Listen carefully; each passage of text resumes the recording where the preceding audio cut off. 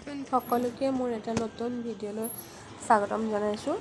আজি আপোনালোকক এই ডিজাইনটো মই কেনেকৈ কৰিছোঁ তাকে দেখুৱাবলৈ লৈছোঁ। প্ৰথমতে মই 30 ঘৰ লৈছোঁ। 30 ঘৰেৰে 6 ঘৰ এনেই কৰি ল'ম।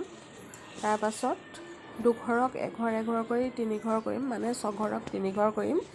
তাৰপাছতে এয়া 6 ঘৰক 3 ঘৰ কৰিছোঁ, এঘৰ দুঘৰ 3 ঘৰ। আৰু তাৰপাছতে এতিয়া আমি কৰিব লাগিব 6 ঘৰক 12 ঘৰ, এঘৰ এঘৰ বহাই যাব লাগিব আৰু এনেদৰে ঊলডাল আগলৈ আনি ল'ব লাগিব।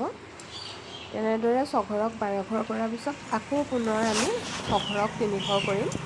তাৰপাছতে আকৌ 6 ঘৰ উল্টাকৈ কৰিম, কৰি প্ৰথমতে এখলা উল্টা কৰিম, তাৰপিছত এখলা চিধা কৰিম, তাৰপিছত আকৌ এখলা উল্টা কৰিম, কৰি পুনৰ আকৌ সেই একেটা ডিজাইনকে কৰিব লাগিব।